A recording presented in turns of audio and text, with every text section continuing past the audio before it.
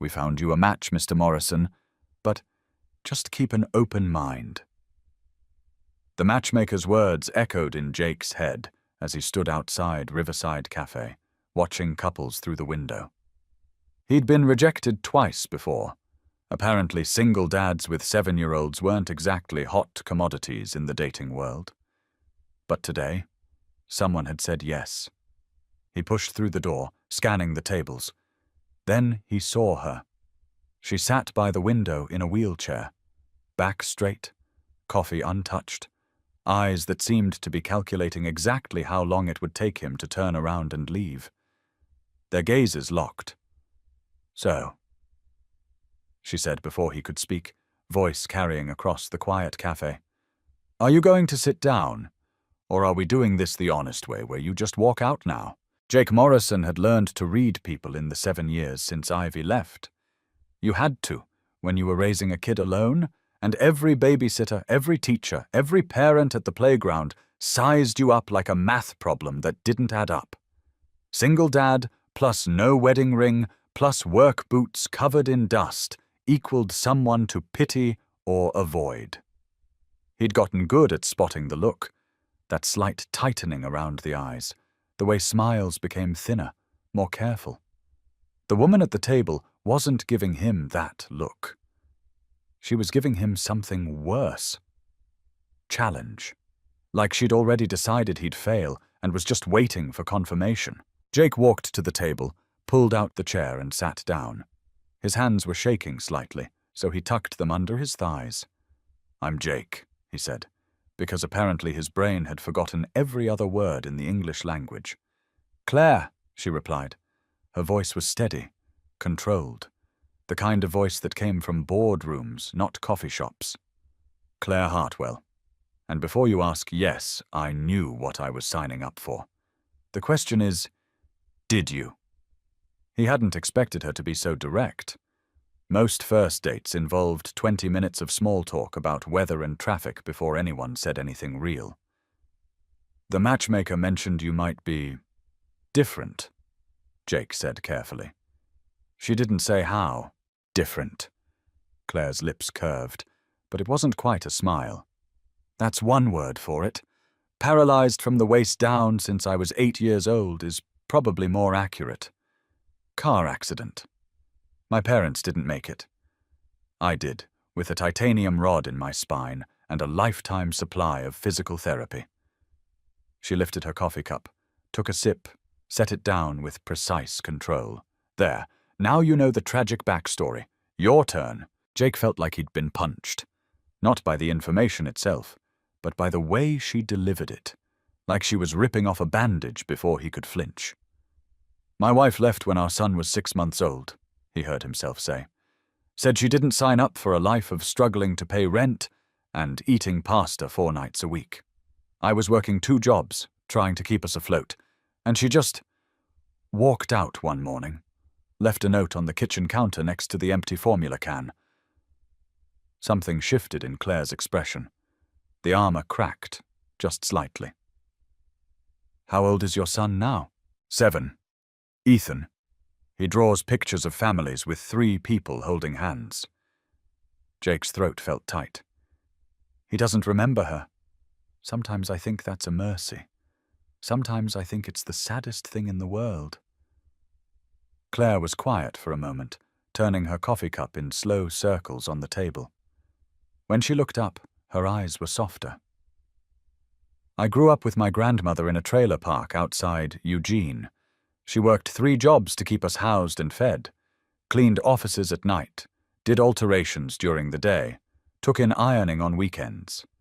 I learned to fight before I learned to love." She paused. "I'm a department head at a tech firm now. Comfortable life. But I remember what it's like to choose between electricity and groceries." The cafe hummed around them, espresso machine hissing, low conversations blending into background noise. Jake looked at Claire, really looked at her. She was wearing a grey sweater, simple but well made, and a thin silver watch that caught the light. Her hair was pulled back in a neat bun, and there was something about her posture, even seated in the wheelchair, that radiated competence. This was a woman who had learned to occupy space unapologetically. "I need to be honest with you," Jake said, the words coming out rougher than he intended. "I signed up for this matchmaking thing because I wanted a partner, someone to help me raise Ethan, someone to share the load with. And looking at you now—" He stopped, swallowed hard. "I don't think I have the capacity for this. I barely keep my own life together. I don't know how to—" "How? Take care of someone in a wheelchair?" Claire finished for him, her voice cool again. "I don't need taking care of, Jake. I have a modified van I drive myself. I have a job that pays 6 figures. I can cook, clean, and do everything you can do, just from a different height. What I needed from this date was to meet someone who wouldn't see the wheelchair first." She let out a breath. "But I appreciate the honesty. Most men just ghost after the first look." Jake felt shame crawl up his neck. "That's not what I meant. I know what you meant." Claire's expression softened slightly. "You meant you're already stretched thin, emotionally and physically, and adding another person with their own complications feels impossible. I get it, I do." She paused. "But here's a thought. What if we just tried being friends? I could use one. And your son sounds like he needs proof that good women exist in the world." Friends. The word hung in the air between them, strange and unexpected.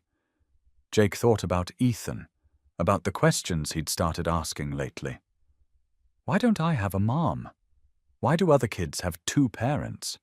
Am I the reason she left? "Why would you want to be friends with someone who just basically said, 'You're too much work'?" Jake asked. "Jake, sir." Claire's smile was genuine this time, reaching her eyes. "Because you said it to my face instead of behind it. Because you're sitting here when you clearly want to run.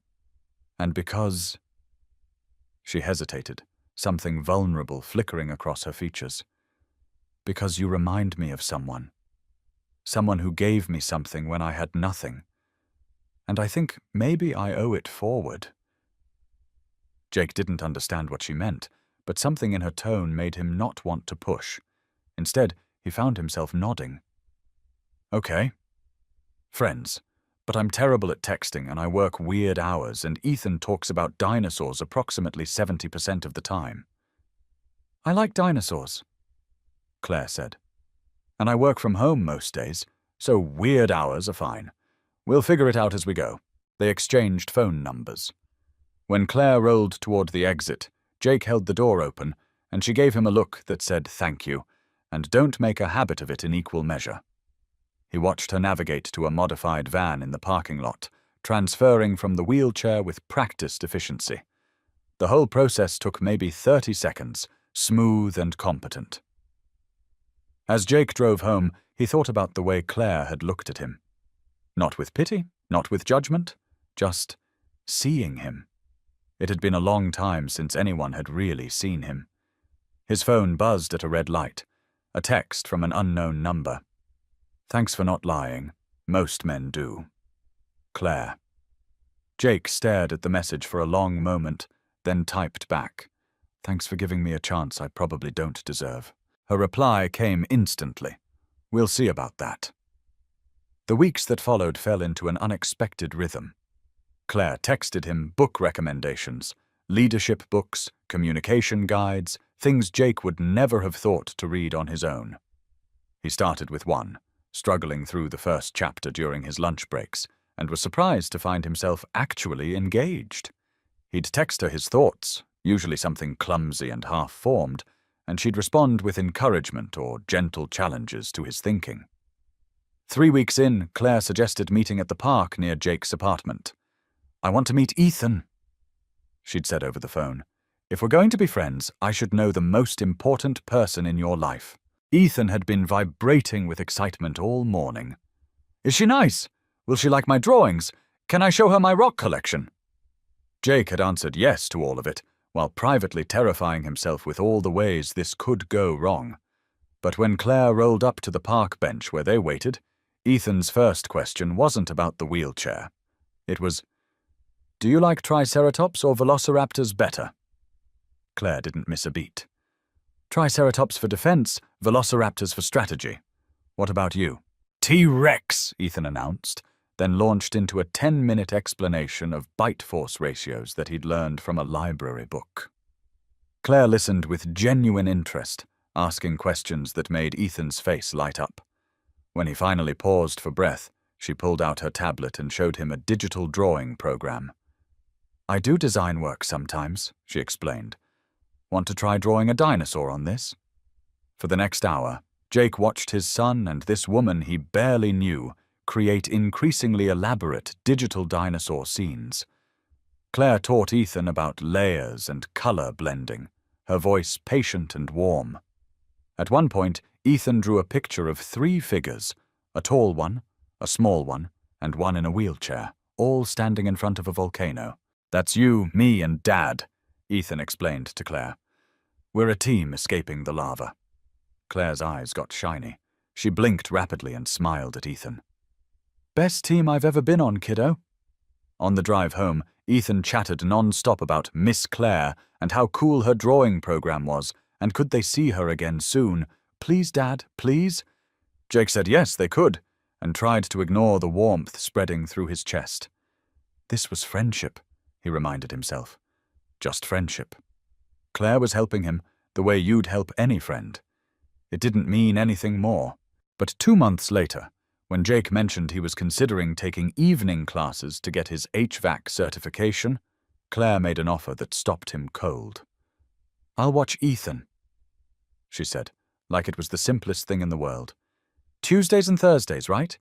He can come to my place, do his homework, we'll order pizza. It's not a big deal.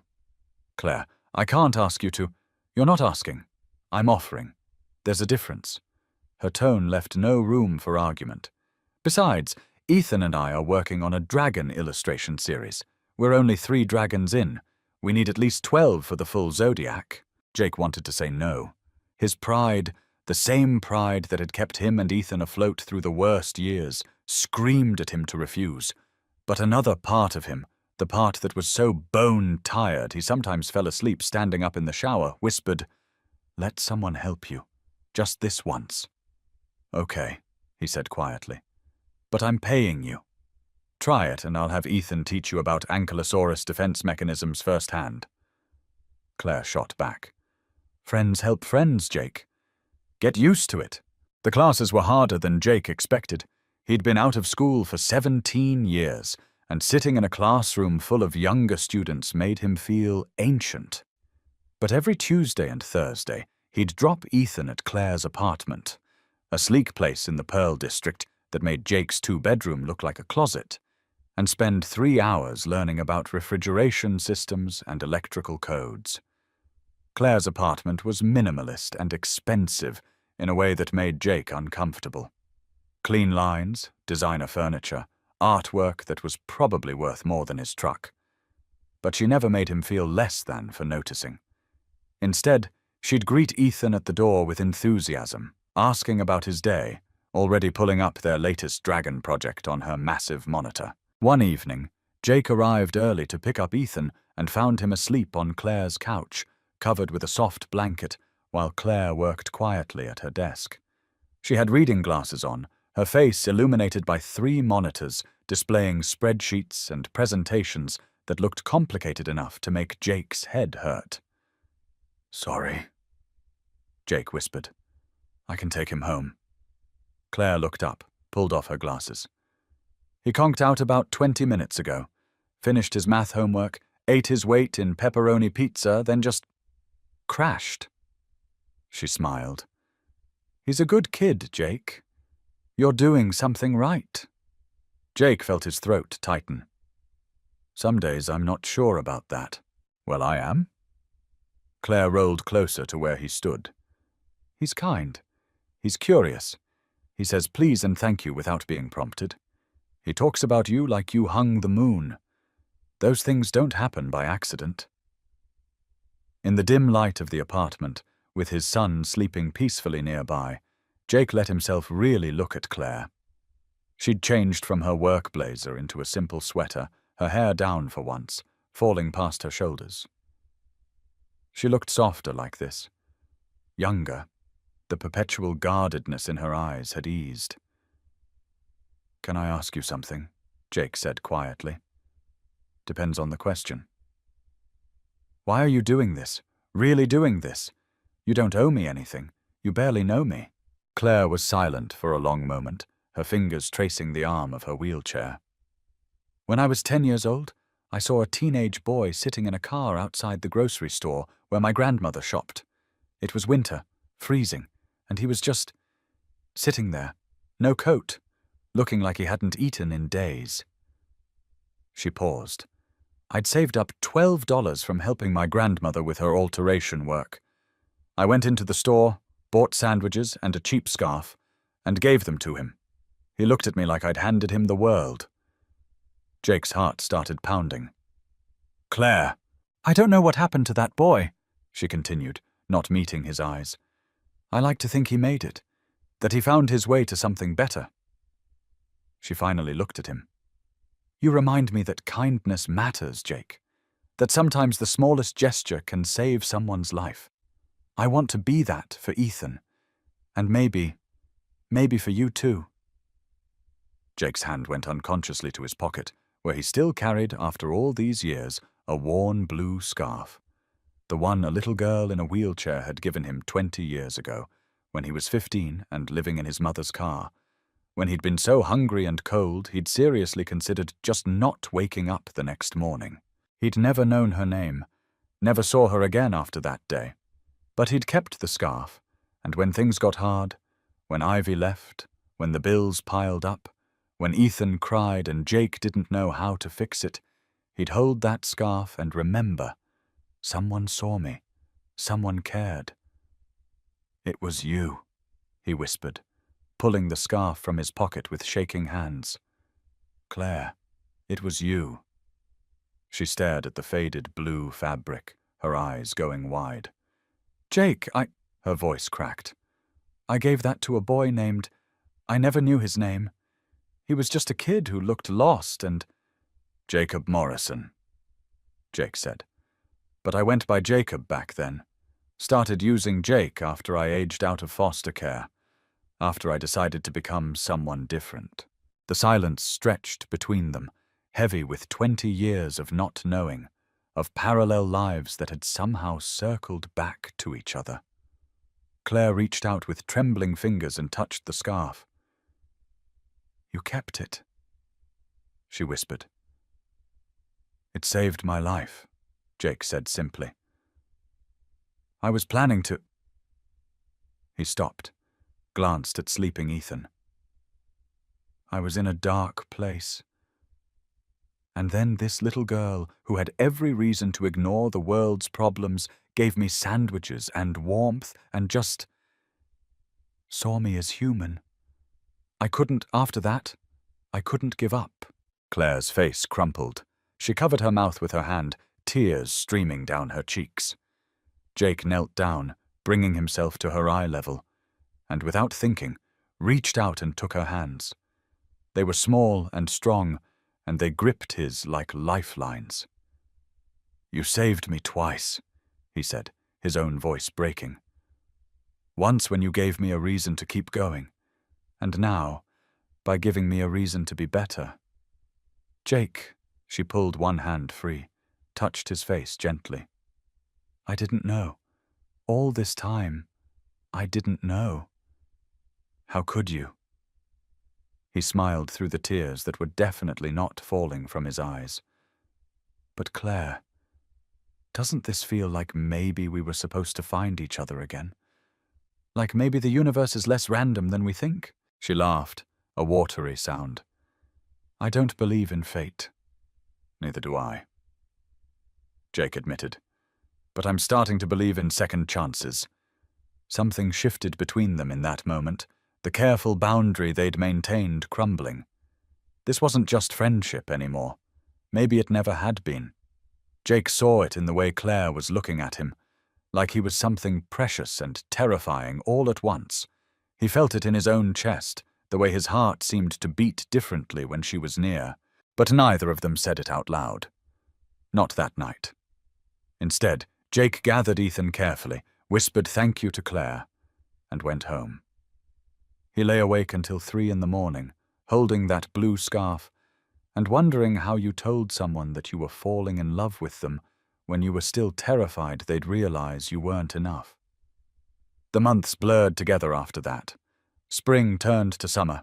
Ethan finished 2nd grade with Claire at his awards ceremony, cheering louder than anyone when he got a certificate for Most Creative Artist. Jake passed his HVAC certification exam, and Claire took them both out to dinner to celebrate, insisting on paying despite Jake's protests. They fell into something that looked like family, but neither of them named. Ethan started calling her Miss Claire, less than just Claire Moore. Jake found himself texting her about small things. Funny things, Ethan said. Frustrations at work. Articles he thought she'd like. She responded with the same energy, sharing her day, asking his opinion on decisions, sending him terrible puns that made him laugh despite himself. But there were moments that felt like more. The way Claire's hand would linger on his arm when she was making a point. The way Jake found himself watching her interact with Ethan and feeling something warm and terrifying unfold in his chest. The way they'd catch each other's eyes across the room and have to look away because the intensity was too much. Jake was afraid to name it, afraid that if he acknowledged what was happening, it would shatter like everything good in his life eventually did. Claire was successful, educated, wealthy in ways Jake would never be. She had a modified apartment that probably cost more per month than he made in 3. She wore clothes that were understated but expensive. She belonged to a world Jake had only ever observed from the outside. What could he possibly offer her? A 2-bedroom apartment with perpetually sticky kitchen floors and a kid who left dinosaur toys everywhere. A future of being the guy who fixed other people's air conditioning while she ran boardrooms? The doubts crept in slowly, like water under a door, and they crystallized into certainty one afternoon in May when Jake dropped Ethan off at Claire's building and saw her outside, deep in conversation with a man in an expensive suit. The man was laughing at something Claire said, touching her shoulder familiarly, and Claire looked completely at ease. Natural, like she belonged in that world of polished shoes and business lunches. Jake drove away before she saw him, a sick feeling in his stomach. That was her real life. This thing with him and Ethan, it was charity, wasn't it? A successful woman helping out a struggling single dad? He'd been kidding himself thinking it could be anything more. He started responding to her texts slower, made excuses why Ethan couldn't come over as often. Buried himself in work, taking extra jobs, anything to avoid the feeling that he was setting himself up for another ivy-shaped heartbreak. Claire noticed. Of course she did. Her texts became more pointed. Is everything okay? Then, did I do something wrong? Then finally, Jake, talk to me, please.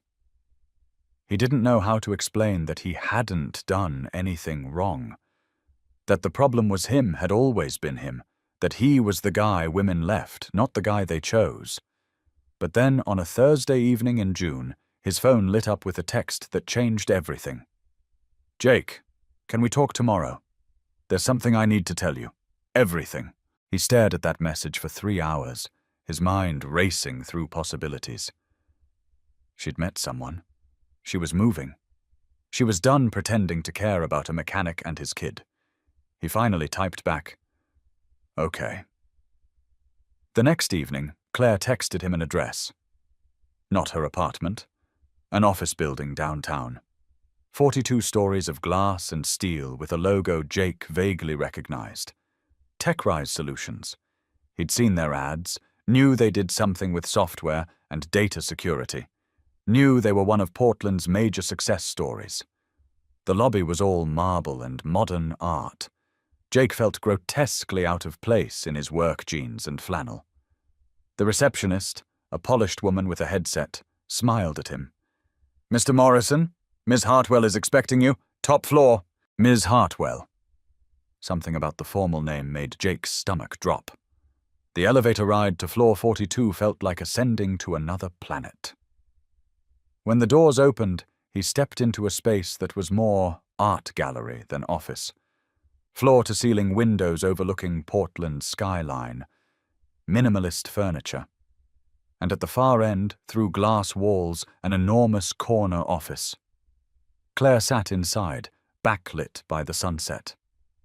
Behind her, mounted on the wall in letters that must have been 2 feet tall, Claire Hartwell, CEO and founder, TechRise Solutions. Jake's brain short-circuited. He stood frozen, staring at those words, while his understanding of reality reorganized itself around this new, impossible information. CEO, founder, not department head, not comfortable, founder of a company worth, he didn't even know how much, but probably more money than he'd see in 10 lifetimes. Claire wheeled out from behind her desk, and Jake saw her clearly in this context for the first time. She wasn't just successful, she was powerful. This was her empire, built from nothing, and she commanded it absolutely. "I was going to tell you on our first date," she said, her voice quiet but steady. "Then I thought I'd wait until you knew me. Then I was too scared you'd hate me for lying." "Department head." Jake's voice came out hollow. "You said department head." "I know, I'm sorry, I just—" Claire stopped in front of him. "Every man who knew walked away, or stayed for the wrong reasons. I built this company from my grandmother's garage when I was 23 years old, made my first million at 28. And the more successful I became, the more impossible it was to find someone who saw me. Just me. Not the CEO, not the money, not the inspiring disabled woman who overcame adversity." Her voice shook. "I just wanted someone to see Claire." Jake felt like he was drowning. "So you thought I was like them? After 7 months of me showing you exactly who I am?" "No," Claire said desperately. "No, Jake, you were different from the start. That's why I couldn't tell you, because what we had was real, and I was terrified that the second you knew about all this—" She gestured around the office. "It would change. You'd either leave because you felt inadequate, or you'd stay because you thought I could fix all your problems. And I couldn't lose you. I couldn't lose what we had." "What we had," Jake repeated. His hand went to his pocket, where a small velvet box had been burning a hole for the past week. He pulled it out, set it on her desk. "I bought this 3 days ago. I was going to ask you to marry me tonight." Claire stared at the box, her face going white. "Jake." "But I was going to ask Claire, the woman who ate ramen with me and Ethan, who laughed at my terrible jokes, who I thought saw me for who I really am." He took a breath that hurt. "I don't know who you are."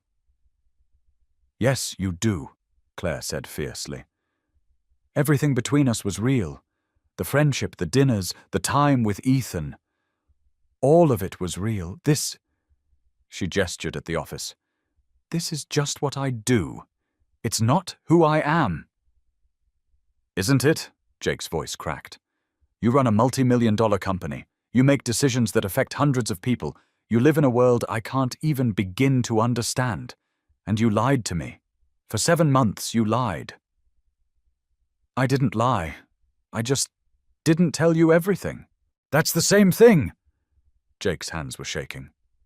"Claire, I spent 7 months falling in love with you. 7 months thinking maybe I'd found someone who could love me back.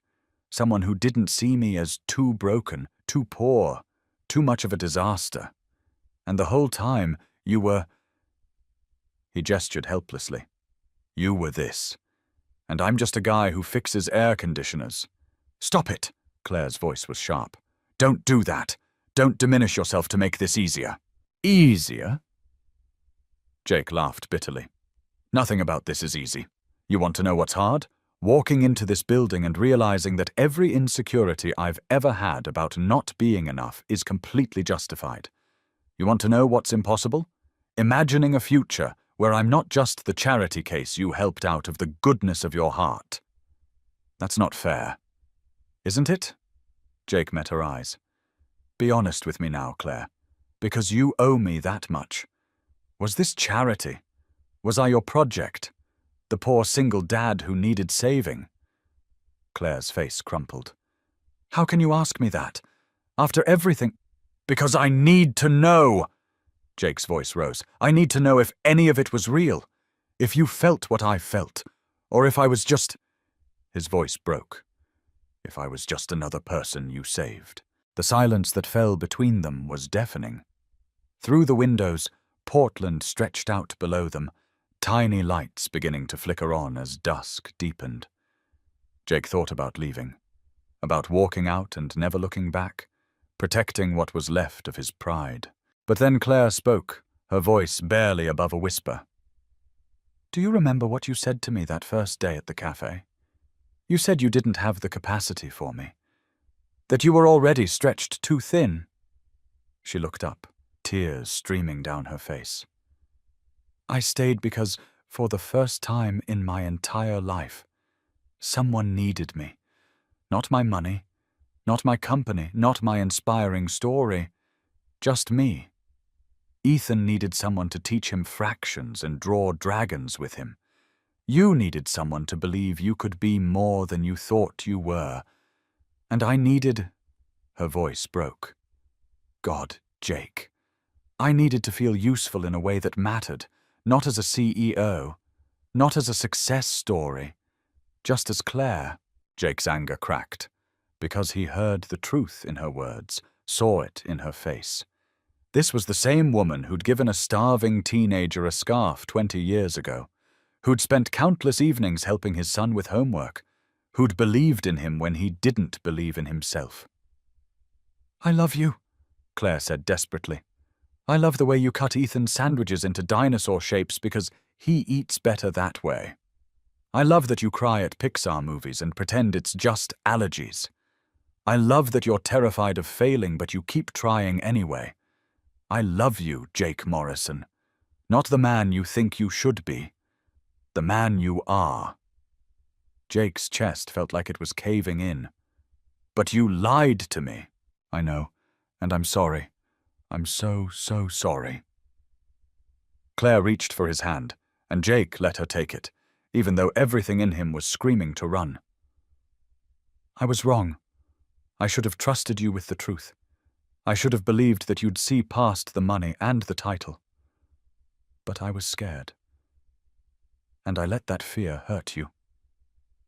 She squeezed his hand. I can't take it back, but I can promise that from this moment on you'll know everything. No more secrets, no more hiding. Jake looked down at their joined hands. I wanted to give you something, he said quietly. A ring, a future, a family. But what do I have to offer you, Claire? You built an empire. I struggle to pay rent on time. You have to stop measuring yourself by what you don't have, Claire said fiercely. Do you want to know what you've given me? A reason to come home at night. A kid who draws me pictures and asks my opinion on dinosaur facts. A man who looks at me and sees Claire, not a CEO in a wheelchair. You've given me a family, Jake. The thing I've wanted my whole life and never thought I'd have. So don't you dare tell me you don't have anything to offer. Claire. Jake's resolve was crumbling. I talked to my board yesterday. She continued. I'm stepping down as CEO. Marcus Webb, my CFO, will take over day-to-day operations. I'll stay on the board, but I want time. Time for a life. Time for Sunday mornings and school plays and teaching Ethan to ride a bike. Time for us, if you'll still have me. Jake stared at her. You're quitting your company? For me? I'm not quitting. I'm choosing a different kind of success. Claire's smile was watery. Turns out having everything doesn't mean much if you don't have anyone to share it with. And I want to share it with you and Ethan. If you can forgive me. If you can trust me again. Jake thought about Ethan's drawings. 3 people holding hands. A family. He thought about the way Claire listened when Ethan talked. Really listened. Like every word mattered. He thought about how she'd pushed him to go back to school. to believe he could be more. He thought about a little girl giving a stranger a scarf and saving his life. Some people, Jake realized, were worth forgiving, worth risking everything for. "I don't need you to step down," he said slowly. "I need you to be honest. About everything. The money, the company, all of it. No more hiding." "I promise," Claire said immediately. "And I need time to wrap my head around this, to figure out how we make this work when our lives are so different." "We have time," Claire said. "All the time you need." Jake picked up the ring box from the desk. "I'm not ready to ask you this tonight. Maybe not for a while. But I'm not walking away either. Because you're right. What we have is real. And I'm tired of running from real things." Claire let out a sob laugh, pulling him into a hug that was awkward because of the height difference in the wheelchair, but perfect anyway. "I'll wait," she whispered against his chest. "However long it takes." They stayed like that for a long time, holding each other while the city lights grew brighter below them. And when they finally pulled apart, Jake saw not a CEO or a success story or a woman in a wheelchair. He saw Claire, just Claire, and that was enough. 3 days later, Jake texted her. "Riverside Café, tomorrow, 3 p.m. I have something to ask you." Claire arrived exactly on time, her face carefully neutral, but Jake could see the hope and fear warring in her eyes. He was already seated at the same table where they'd met 8 months ago. Full circle. "Hi," she said. "Hi," he replied. Then, "I've been thinking about what you said, about wanting someone to see you. Not the wheelchair, not the money, just you." "Jake, let me finish." He took a breath. "I realized I did the same thing to you. I wanted you to see me as a good dad, a hard worker. Not the guy who lived in a car, not the guy whose wife left him. I hid parts of myself too. I was so focused on not being a burden that I couldn't accept help. Couldn't accept that someone might actually want to be part of my life, not out of pity, but because they loved me." He pulled the blue scarf from his pocket, set it on the table between them. 20 years ago, a little girl gave me this when I had nothing. She didn't see a homeless kid.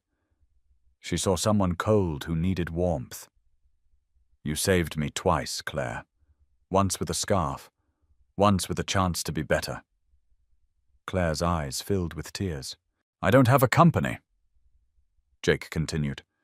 "I can't give you corner offices or board meetings, but I can give you ramen dinners and Ethan's terrible knock-knock jokes and a man who sees you, all of you, and chooses you every single day."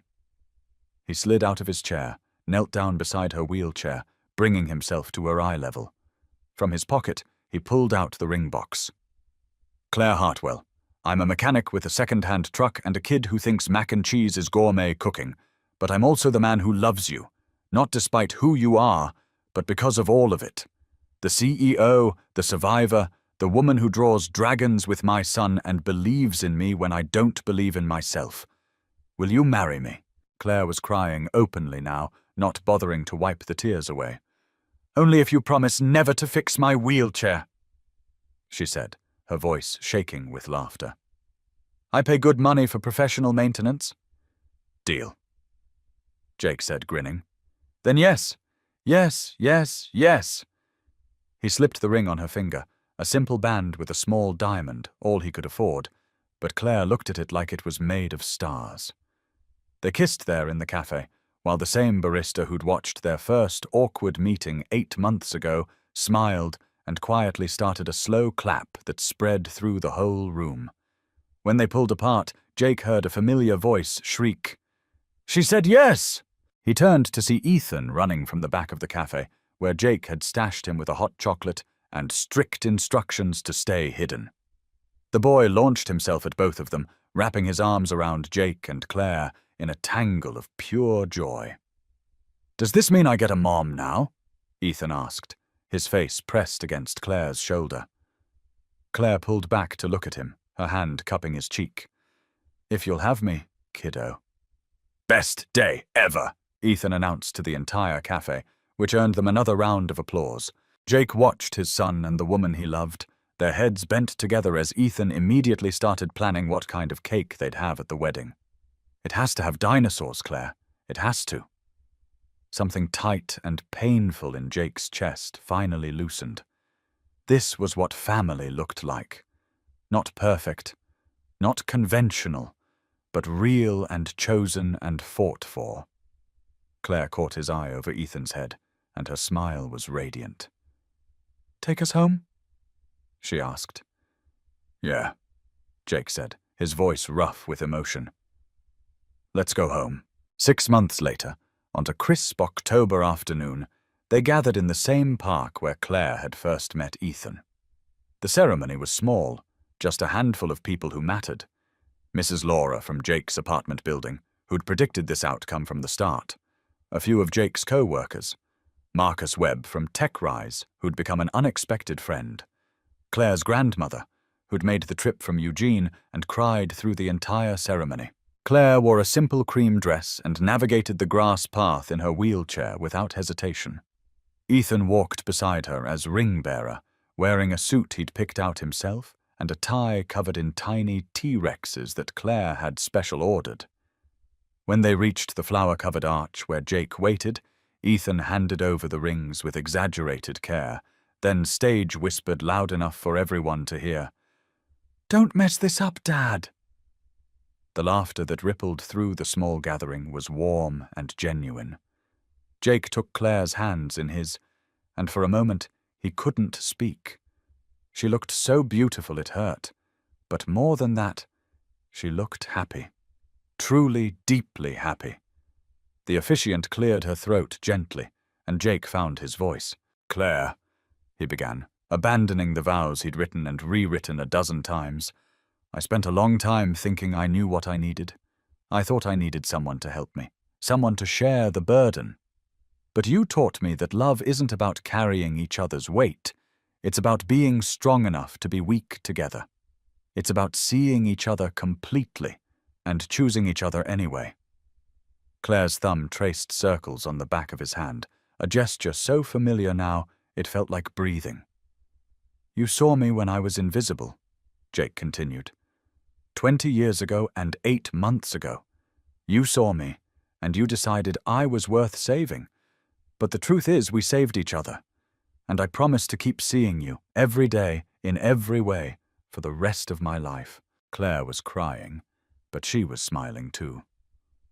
"I'm supposed to wait for my turn," she said, voice watery. "Since when do you wait for anything?" Jake teased gently. She laughed, wiped her eyes and took a breath. "Jake Morrison, I spent most of my life building walls, protecting myself from pity, from people who wanted to fix me or use me or put me on a pedestal. I built a company, built a career, built an entire life. But I was doing it alone. And then you walked into that cafe and saw me. Not the wheelchair, not the CEO, just me." She paused, gathering herself. "You taught me that being seen is terrifying and necessary. That letting someone help you isn't weakness, it's trust. That the family you choose can be just as powerful as the family you're born into. I promise to let you see me, the good and the difficult. I promise to see you right back. And I promise to love Ethan like he's mine, because he is. You both are. I now pronounce you husband and wife," the officiant said, beaming. "Jake, you may kiss your bride." He did, leaning down to meet her, and the kiss tasted like salt and hope and coming home. Ethan cheered so loudly he startled a flock of birds from a nearby tree, and everyone laughed. At the small reception afterward, in a restaurant overlooking the river, Jake found himself standing slightly apart from the celebration, just watching. Claire was showing Mrs. Laura something on her phone, probably pictures of the honeymoon they were planning. A cabin in the mountains, accessible and quiet, where they could just be together. Ethan was explaining dinosaur facts to Marcus Webb, who was listening with the kind of patient attention that made Jake grateful they'd become friends. His phone buzzed. A text from Claire, even though she was only 15 feet away. "Stop overthinking. Come dance with your wife." Jake looked up to find her watching him, that knowing smile on her face. She'd wheeled slightly away from the others, creating space. An invitation. He crossed to her, took her hand, and they swayed together to music only they could hear. "I love you," he said quietly, just for her. "I know," she replied, eyes twinkling. "I'm very lovable. And humble. That too." She pulled him closer. "Thank you, Jake." "For what?" "For not walking out of that cafe. For taking a chance on us. For being brave enough to let me love you." Jake thought about all the moments that had led here. A little girl giving a stranger a scarf. A matchmaker taking a risk. Two broken people deciding to be honest with each other. "I think we were always going to find each other," he said. "Maybe not that cafe. Maybe not that day. But somehow, somewhere. We were always going to find our way back." "I don't believe in fate," Claire reminded him, but her smile was soft. "Neither do I," Jake said. "But I believe in second chances, and third ones, and however many it takes to get it right." "We got it right," Claire said with certainty. "This, you, me, Ethan, this is right." Ethan appeared beside them, tugging on Jake's sleeve. "Dad, can Claire and I tell everyone about our new project?" "What new project?" Jake asked, though he was smiling. "We're starting a foundation," Claire explained. "For single parents and kids with disabilities. Mentorship programs, financial assistance, community support. Ethan's going to be our junior advisor. I'm going to make sure the logo has dinosaurs," Ethan announced seriously. Jake looked between them, his heart so full it ached. "Of course you are." "We were going to tell you," Claire added. "But someone kept crying during the vows." "You cried too," Jake protested. "I'm the bride. I'm allowed." She squeezed his hand. "What do you think? The Second Chances Foundation?" Jake thought about the scarf in his pocket, the one he'd carry with him always, about the boy he'd been and the man he'd become, about the woman who'd saved him twice, and the son who'd given him a reason to keep going. "I think it's perfect," he said. "I think we're going to help a lot of people." "We already are," Claire said, glancing at the small gathering of people who'd become their family. "Just by being us." Later that evening, after the guests had left and Ethan had fallen asleep in the car on the way home, Jake carried his son upstairs while Claire waited in the parking lot. When he came back down, she was sitting in her van, looking up at the stars visible between the buildings. "Ethan wants to know if we're going to have a baby," Jake said, sliding into the passenger seat. Claire's eyebrows shot up. "He asked you that tonight?" "He asked me last week. I told him we'd talk about it together, as a family." Jake took her hand. "So, do you want to talk about it?" Claire was quiet for a moment, her thumb rubbing circles on his palm. "I don't know if I can," she said finally. "The doctors have always said my disability complicates things. It might not be possible." "That's not what I asked. I asked if you want to." She turned to look at him, vulnerability written across her face. "I want Ethan to have a sibling. I want to give you that if I can.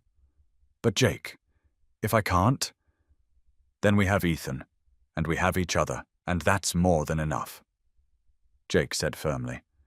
"But if you want to try, we try. And if it doesn't work, we love the family we have. There's no wrong answer here, Claire. Only what we decide together." "Together," she repeated, like she was still getting used to the word. "I like the sound of that." "So do I." Jake leaned over and kissed her temple. "No more secrets, remember? We figure this out as we go." "As we go." Claire agreed. She started the van, pulled out of the parking lot, and headed toward home, the house they'd bought together, the one with the ramp Jake had installed, and the home office Claire had designed, and the bedroom that was slowly being taken over by Ethan's dinosaur collection. As they drove through Portland's quiet streets, Jake thought about the journey that had brought them here. The pain and the hope, the lies and the truth, the fear and the courage. He thought about a scared 15-year-old boy and a determined 10-year-old girl, and how sometimes the people who save us are the ones we're meant to find again. "Hey, Claire," he said as they pulled into their driveway. "Yeah?" "Thank you for the scarf." She understood immediately what he meant. Not just the physical scarf from 20 years ago, but everything it represented. The warmth when he was cold, the hope when he was hopeless, the belief that he was worth saving. "Thank you for keeping it," she said quietly, "for keeping yourself alive long enough for me to find you again." They sat in the driveway for a few more minutes, neither wanting to break the moment. Through the window, they could see the light Jake had left on in the living room, casting a warm glow. Home, family, love that had been earned and chosen and fought for. "Ready?" Claire asked. Jake looked at the house, thought about Ethan sleeping upstairs, thought about the woman beside him who'd somehow become his whole world. "Yeah," he said, smiling. "Let's go home." And they did, together, exactly as they were always meant to be.